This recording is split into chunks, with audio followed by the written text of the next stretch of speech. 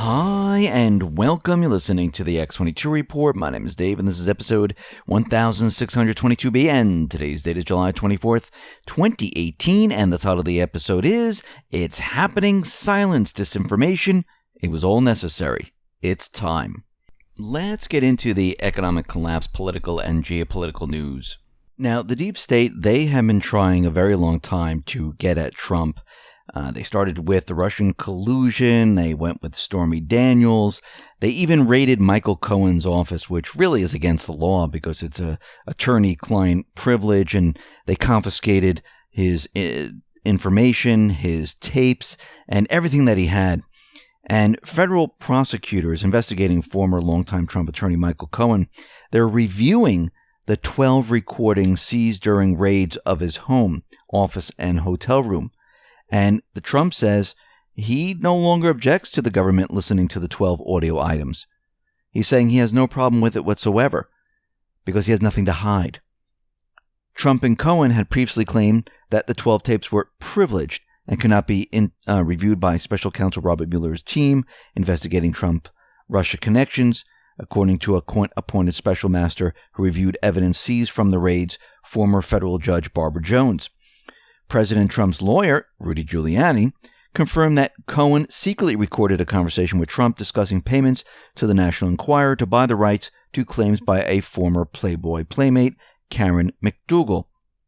Giuliani says, listen, we have no problem with this whatsoever. There's nothing in that conversation that suggests that he had any knowledge of it in advance, adding that Trump had previously told Cohen that if he were to make a payment related to the woman, to write a check instead of sending cash so that the transaction could be properly documented. And right now he's saying that there's really no evidence, there's nothing here, it's a waste of time, you can review them, go ahead, not a big deal. Now, again, the deep state, they're using everything they possibly can to get Trump out of office. And what we're seeing right now is that all these individuals, they're starting to have meltdowns. They're starting to scream out loud. They're starting to say, hey, this isn't right. Let's be respectful. They're using everything they possibly can to figure out a way to stop this from happening. I mean, John Brennan is out there and he accuses Trump of treason. Remember, he was the director of Central Intelligence Agency. He was Obama's counterterrorism advisor, helping the president decide who to kill every week, including American citizens. He spent 25 years at the CIA and helped shape the violent policies of the post-9/11 Bush era. He was a fan of torture. He was a fan of all these different horrific things. And there were even books made about him, The 7 Deadly Sins of John Brennan. Another writer called Brennan, the most lethal bureaucrat of all time, or at least since Henry Kissinger.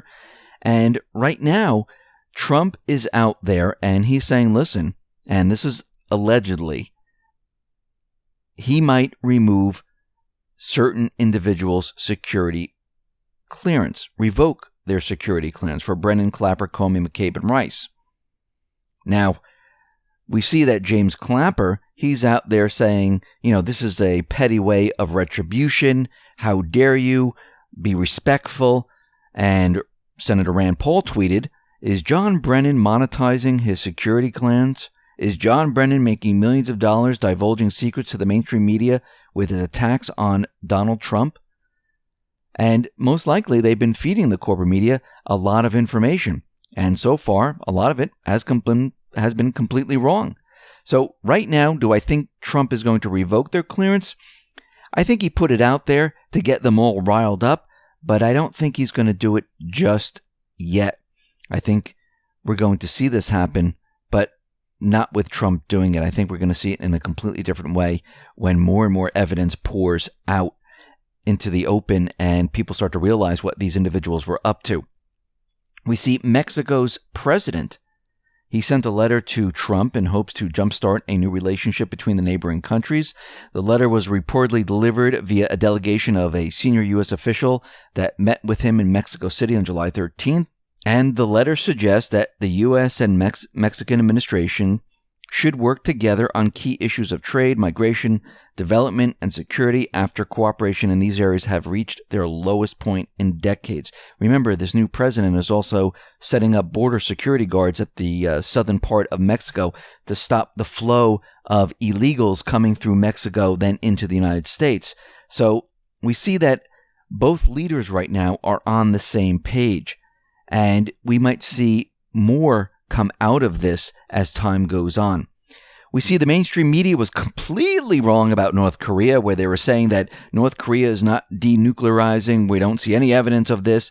And all of a sudden, we start to see evidence of all of this. So the mainstream media weeks ago was reporting that North Korea was doing absolutely nothing. There was no evidence. Now we see evidence that North Korea is denuclearizing.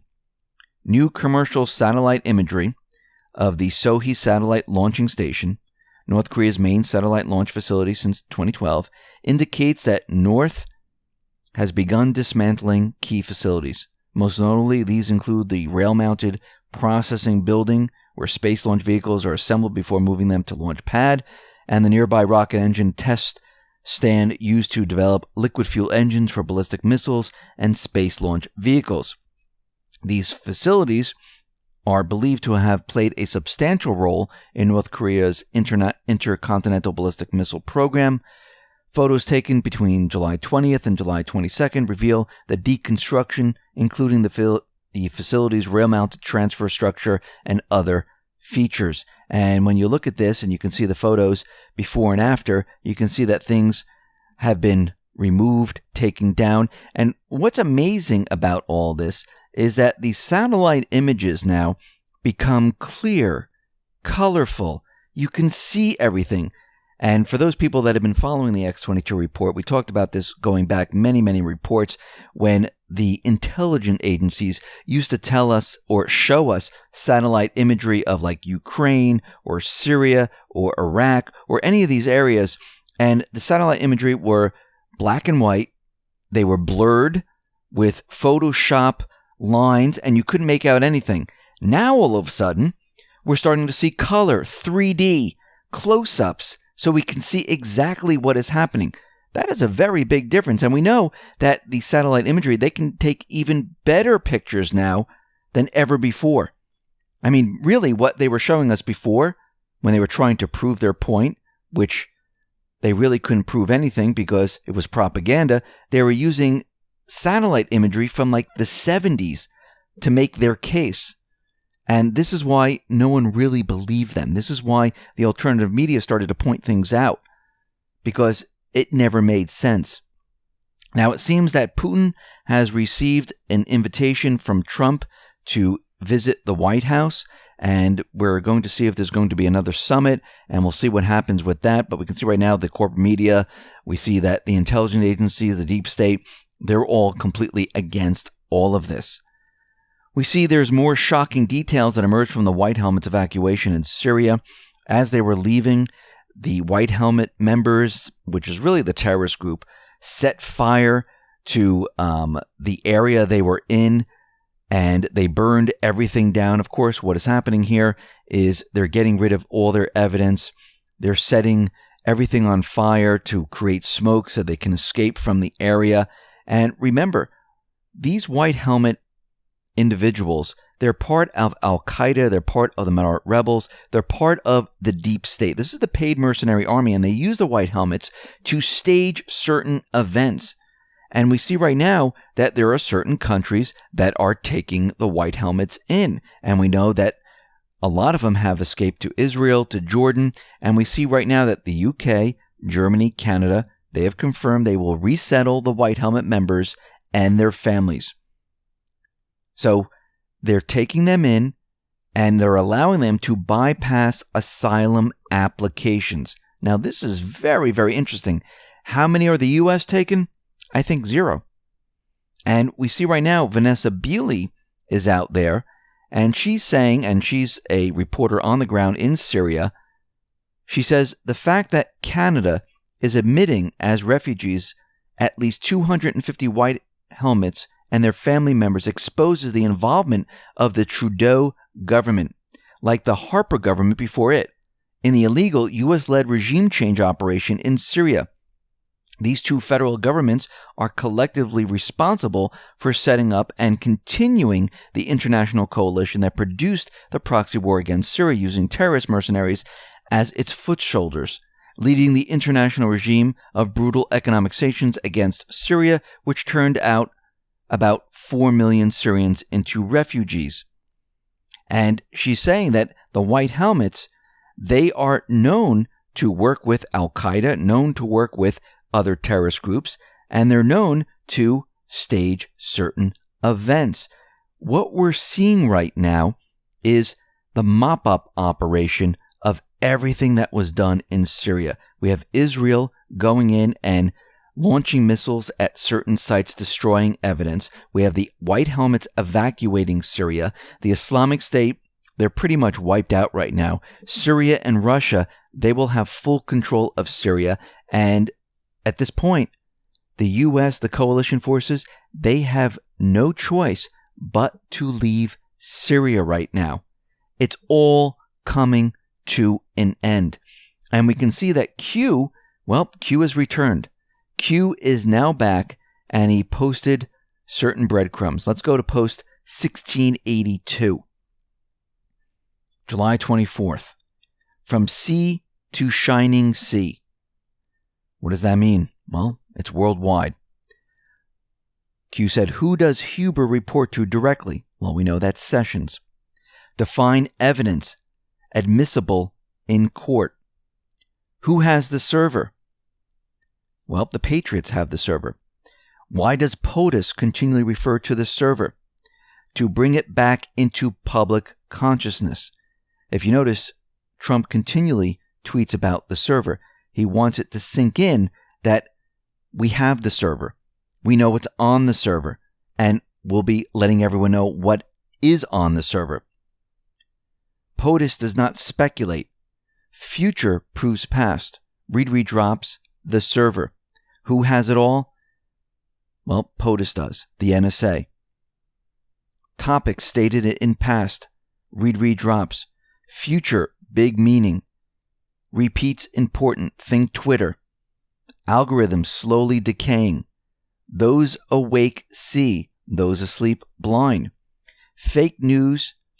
Prop arm of D/DS, which I think is Democrats and Deep State, failing. They're in a panic mode. Q is enjoying the show. Silence is golden. Now, when we look at this, we can see that the NSA has it all, including the server. Donald Trump keeps mentioning it over and over again on Twitter to keep this topic relevant. Those who are awake already know what's going on. Those who are asleep, he's trying to wake up right now. And the server is very, very relevant. Post 1683. You have more than you know. And he gave a link to gosar.house.gov uploaded criminal referral. Now, let's take a look at that and see what that is. Now, I'm going to read bits and parts of this whole thing, and if you'd like to see it, you can see the link on the x22report.com site, and you can just click on it. All you need to do is go over to the report, click on the link on the report, scroll all the way down to the bottom, and you'll see the Q post there. Or on the X22 report, you can see on the right-hand side, I always have the Q post every time Q posts something new, so you can find it there. This is dated April 18, 2018, Congress of the United States, the Honorable Jeff Sessions, Attorney General, the Honorable Christopher Wray, Director, FBI, the Honorable John Huber, United States Attorney for the District of Utah, and this is how it starts. Dear Attorney General Sessions, Director Wray, and Mr. Huber, we write to refer the following individuals for investigation of potential violation of federal statutes. In doing so, we are especially mindful of the dissimilar degrees of zealousness that has marked the investigations into former Secretary of State Hillary Clinton and the presidential campaign of Donald Trump, respectively. Because we believe that those in position of high authority should be treated the same as every other American, we want to be sure that the potential violations of law outlined below are vetted appropriately. And they list each one. Number 1, former FBI Director James Comey. And they went on to say on July 5th, 2016, Comey made a statement on the investigation of Secretary Hillary Clinton's use of personal email system, during which he stated there is evidence that they were extremely careless in their handling of very sensitive, highly classified information. He went on to say, although there is evidence of potential violations of the statutes regarding the handling of classified information, our judgment is that no reasonable prosecutor would bring such a case. Incredibly, this judgment appears to have been made prior to interviewing Secretary Clinton and as many as 17 key witnesses, including Clinton's closest aides. And basically, they went on to say that they want this looked into. The next one is former Secretary of State Hillary Clinton. A lawyer representing the Clinton campaign and the Democratic National Committee paid Washington firm Fusion GPS to conduct research that led to the Steele dossier, according to an October 24, 2017 report in the Washington Post. Accordingly, for disguising payments to Fusion GPS on mandatory disclosures to the Federal Election Commission, we refer Hillary Clinton to the Department of Justice for potential violation of 52 U.S.C. 30121 and 52 U.S.C. 30101. Then they went on to Attorney General Lynch. Same thing. We refer Loretta Lynch to the Department of Justice for potential violation of 18 U.S.C. 1505 and 1515B. Then they went on to McCabe, and they're referring him to sections 18 U.S.C. 1001, 18 U.S.C. 1621, and 18 U.S.C. 1505. They went on to Strzok and Page, and they're referring them also to section 18 U.S.C. 1505 and 1515B. And this was signed by Ron DeSantis, Andy Biggs, Dave Bratt, Jeff Duncan, Matt Getz, Paul Gosar, Andy Harris, Jody Heiss, Todd Rakita, Claudia Tenney, Ted Yoho. So we see already that it is happening. They already put this forth, and they want this investigated. This is the beginning stages of all this. So it's happening here. We move on to post 1684. Q put up a link to the Huffington Post, and this is about QAnon conspiracy, and they're trying to make it seem like, those people that are following QAnon, they're crazy, they're part of a cult, and Q is saying panic, and in all caps, and they're trying to show that, look, they are in panic mode right now, they're very worried, and they don't know what else to do. So what they have to do is they have to make it look like those individuals following Q, well, they are crazy.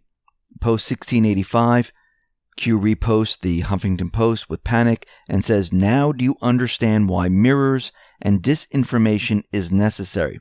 Logical thinking, in brackets, 20Q. So basically, trick them into thinking that you're weak enough to attack. Now all of their attacks are on record. So when the light is full on, well, libel laws and everything else can be used. Now do you understand why mirrors and disinformation is necessary? This is all part of the strategy to suck them in, have them do what you want, and then later hit them with all of this. Now, when you read the sentence that Q wrote in post 1685, it says, now do you understand why mirrors and disinformation is necessary? And that really should be are necessary. So if this was truly a mistake made on purpose, then we have to look at R. Now, we think of it as ARE, but if you think of it as R for Rosenstein, mirrors and disinformation is for R. R is disinformation and mirrors. Rosenstein is disinformation and mirrors. So we can see that this might be what Q is trying to tell us. Now, Q also has the number 20 in brackets, and when you look at it, the last time Q posted was July 4th. Today is July 24th. That is 20 days. 20 days of golden silence while many committed political and career suicide in their state, thinking that the coast was clear, absolute and utter panic. No new drops for us meant no new drops for them either, thinking, okay, everything is fine. This was done on purpose. And it seems like that number 20, that's what it might mean. Let's move on to post 1686. Q wrote, does the Freedom of Information Act cover FISA? Q answers it for us. No. So let's read this. Most of the filings and orders of the Foreign Intelligence Surveillance Court are classified. Moreover, as a federal court, it is outside the reach of the Freedom of Information Act. The Freedom of Information Act does apply to intelligence agencies that interact with the court, the Department of Justice, National Security Division, FBI, and National Security Agency, but they frequently refuse to confirm or deny the existence of records about named individuals or organizations.